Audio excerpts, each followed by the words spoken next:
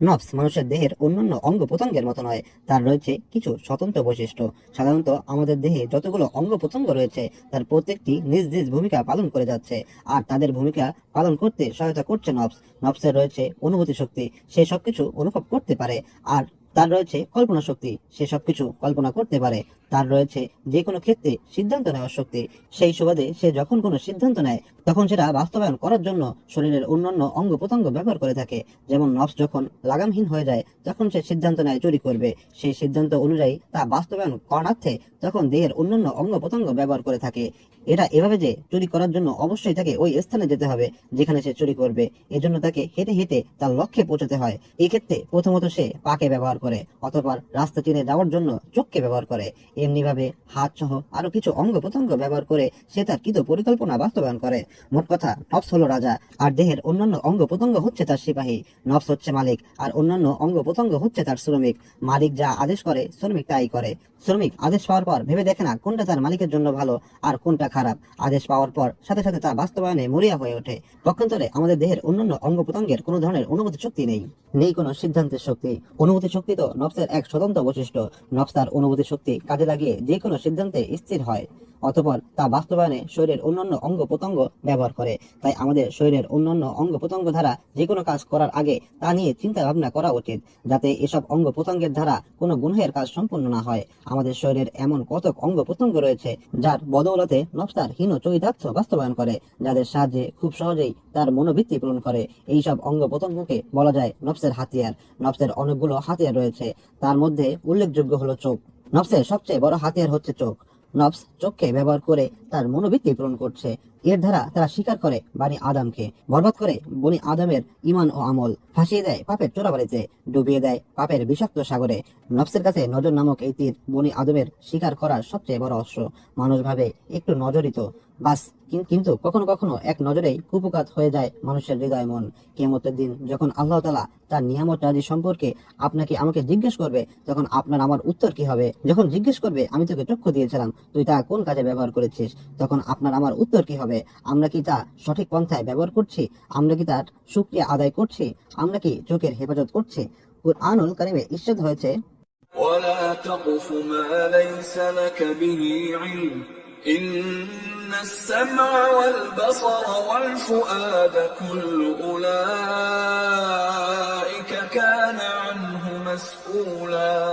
আমাদের সবসময় এ ভয় করা উচিত, আমি যদি এ চোখ দিয়ে আল্লাহ তাআলার নাফরমানি করে হারাম জিনিস দেখি আর আল্লাহ তাআলা আমার এ চোখ অন্ধ করে দেন, ছিনিয়ে নেন দৃষ্টিশক্তি। আল্লাহ তাআলা ইরশাদ করেন, ولو نشاء لطمسنا على أعينهم فاستبقوا الصراط فأنى يبصرون। সুতরাং বেশি বেশি দোয়া করা উচিত, হে আল্লাহ আমাকে রক্ষা করুন চোখের যাবতীয় গুনাহ থেকে, সকল অঙ্গ প্রত্যঙ্গের গুনাহ থেকে। আমরা পথ চলি আর চোখকে চোর বানিয়ে এদিক ওদিক দৃষ্টি প্রসারিত করি, বেগানা নারীদের দেখে নফসের চাহিদা পূরণ করি। আমরা ভাবি কেউ আমাদের দেখছে না, অথচ আল্লাহ তাআলা আমাদের স্মরণ করিয়ে দিচ্ছেন, না বান্দা, কেউ দেখছে না এমন নয়। তোমার সঙ্গে চলতে থাকা মানুষ যদিও দেখছে না, তবে তোমাকে যিনি এ চোখ দান করেছেন তিনি কিন্তু ঠিকই দেখছেন, সেটা মনে রাখার দরকার।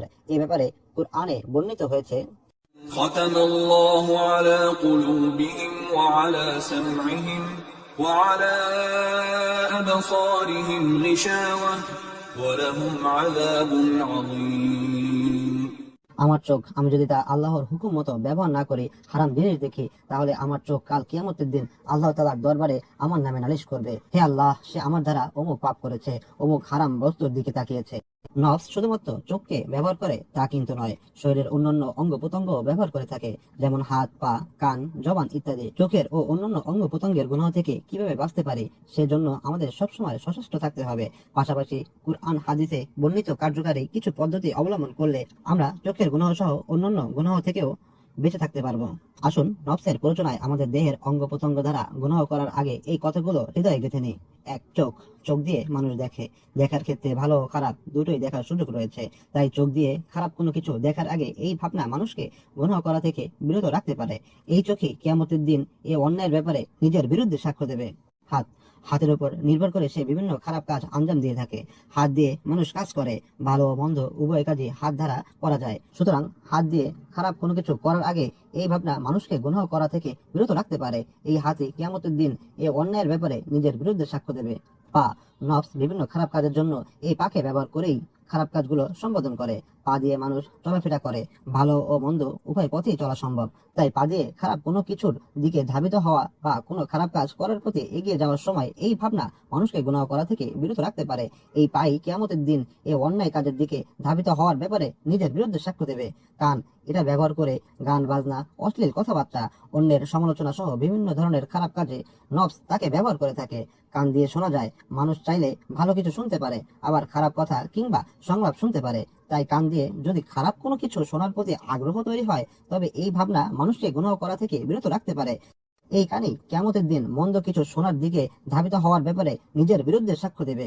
মুখ, এটা দ্বারা মিথ্যা বলা, গালাগালি করা, চগলখড়ি করা, অন্যের গীবত করা সহ আরো বিভিন্ন গুনাহ আঞ্জাম দিতে নফস এই মুখকে ব্যবহার করে থাকে। মুখ দিয়ে মানুষ কথা বলে, খাওয়া দাওয়া করে। এই মুখ দ্বারা যেসব অন্যায় কাজ সংগঠিত হবে সেসব কাজ সেদিন দৃশ্যমান হবে, নিজের বিরুদ্ধে কিয়ামতের ময়দানে সাক্ষ্য দেবে। সুতরাং মুখ দ্বারা কথা বলার সময়, খাওয়ার সময় এই চিন্তা মানুষকে গুনাহের কাজ থেকে বিরত রাখতে পারে। মুখের কথা ও কাজ কিয়ামতের দিন নিজের বিরুদ্ধে দুনিয়ার কর্মকাণ্ডের ব্যাপারে সাক্ষ্য দেবে। সুতরাং হাত, পা, চোখ, কান, নাক, মুখ ইত্যাদি অঙ্গের দ্বারা যে কোনো কাজ করার আগে মানুষের জন্য এই চিন্তা করা খুব বেশি প্রয়োজন। আমি যে কাজ করছি কিয়ামতের দিন এসব অঙ্গই আমার বিরুদ্ধে সাক্ষ্য দেবে, কাজের বিবরণ দেবে। এই চিন্তা করলেই অঙ্গ প্রত্যঙ্গের গুনাহ থেকে নিস্তার পাওয়া যাবে ইনশাআল্লাহ।